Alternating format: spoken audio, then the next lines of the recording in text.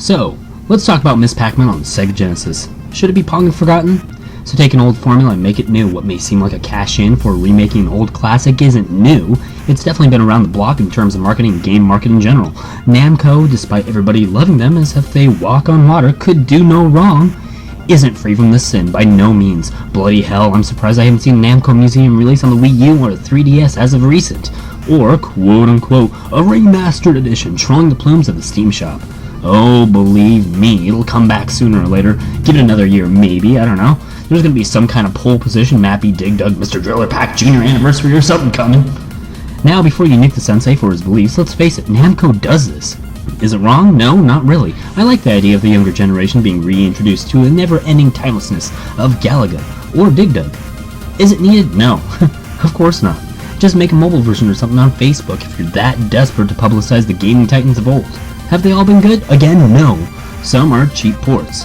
But at the same time, when one is good, oh my god, does it rock and feel so good for the soul. There's something truly engaging and relaxing when it comes to Pac-Man and the Packers that will never lose its charm, but if you want a good port, let's remember a somewhat forgotten title that was released on the Genesis back in 1991. When Sega could port arcade titles that Nintendo don't, this was one of them. Graphics are smooth and actually pretty to look at than the arcade version, or dare I say, lame, despite being the same dang thing for all you ungrateful pirates. Arrgh. It's almost cartoonish and definitely feels and looks the part of an arcade coming home. Sound is decent, what you would expect from a Pac-Man arcade-style title. Controls are precise and encompasses everything you'd want from a serious game of Miss Pac-Man. There's a difficulty speed setting you can change from easy, arcade, hard, and my personal favorite, crazy mode. There's also multiple maps you can choose, from the classic game, mini-map games, big maps, or even the fan lovers' strange maps.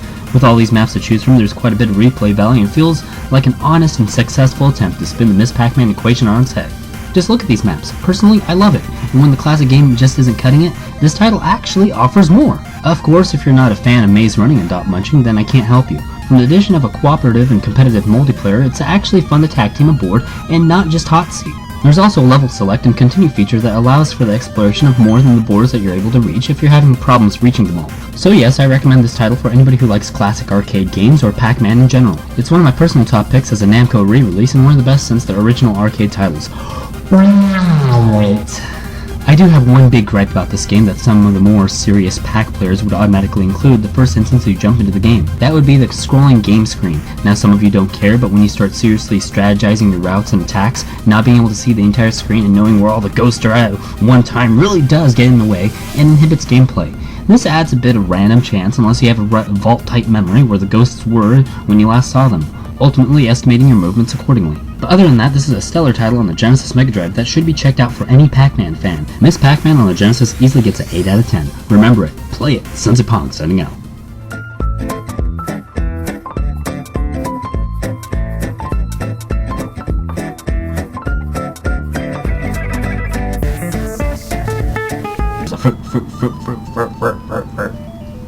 Oh, now they're gonna make Pac babies.